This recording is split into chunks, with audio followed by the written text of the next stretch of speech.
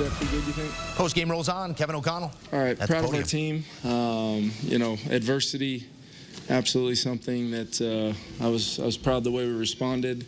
There was a lot of things that we really wanted to emphasize, starting with our defense. I thought they were really the backbone tonight for us, not only forcing 2 turnovers with Murph and Harry, but just the way they were able to answer the bell, even on a short field there in the second half. Credit to Flo, his staff, and all of our players for that effort. Thought our team limited penalties. I don't think we had any pre-snap things offensively. We really tried to obviously emphasize that. I know it's been talked about at length, but a good example of if we at least start there. I think we averaged almost 6 yards of play, moved it all night. Some critical turnovers, and then we've got even against a good front with a new left tackle. Still, the expectation is, just to protect Sam a little bit more, give him an opportunity to keep, getting the ball out of his hands. Thought there were some huge performances from Jets. Loved the way, Cam Akers popped a little bit, coming in there, really showing what he's capable of. And then, Jordan Addison's catch was one of the better catches over there in a pretty critical moment. Coming out of the half, wanting to get 7. Josh Oliver was huge, critical touch. The catch everybody's going to talk about at the end in 4 minutes, but I thought he was a fantastic blocker, as he always is. Physical all night long, and was really significant. Give credit to Cam Robinson, showing up here about 72 hours ago and played a lot of snaps for us. And once again, just to Kwesi and his staff for getting that done. The feeling you have as a head coach when you can bring in a player like that on short notice, trust your staff, but also just being very thankful for Kwesi getting that done. And then T.J. Hawkinson, just unbelievable seeing 87 run out on the field and be part of this thing, because he's a foundational player for us in this organization. Kevin, the first drive in the second half when you had, is that kind of how you envisioned? Because you haven't had TJ and Jordan and Jefferson all together. I think it was only like the 6th time maybe, but they played the entire Yeah.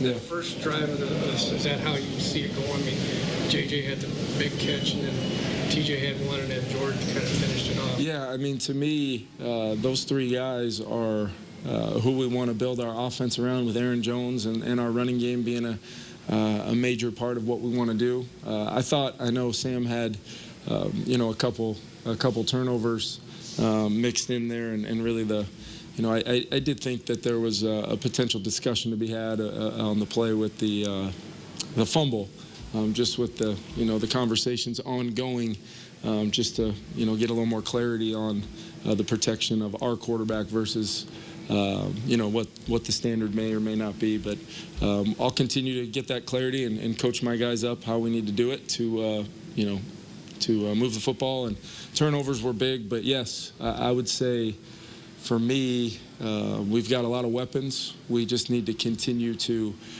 trust in the fact that the next play, if we get 11 guys executing, we're going to have a good play. And then stacking those, I thought our 3rd down execution, getting to 50% for the day, was critical, including, Speedy on his touchdown catch, which was really nice execution by the guys, and Sam specifically hanging in there and making a big-time throw. Coverage looks you guys got on for Justin tonight. When you see the one-on-one coverage, what kind of goes through your mind whenever that pops up? Yeah, we go a few snaps now in some games without seeing it. So, I normally try to hide, my reaction to it when we break the huddle, and I can tell what might occur, Ben. But it was a critical moment for Sam and him to pitch and catch on that long throw, getting us down there and ultimately get 7. But Justin, I thought, was phenomenal. I really felt him all game long from a leadership standpoint, which is, phenomenal to see, along with B.O. and C.J., Aaron Jones in that huddle. We've got some guys that I really lean into and rely upon, really across our whole team. Very fortunate to coach this football team. How do you assess Sam's game in totality with everything that he did? Yeah, I mean, 28 of 34, threw a bunch of completions, was very accurate, had some critical pitch and catches for some huge kind of igniting plays for us. That first drive, he's trying to make a play off schedule there. Got to go back and look at it, but they played zone coverage, split safety like we saw the majority of the night, and he's just moving. Chance to, possibly find Jalen Naylor out in the flats late in the down, but I want him to be aggressive on those scrambles because he's a very talented thrower. Might have just left that, a little short there. If he can get it up and over the defender, maybe TJ has a shot at it.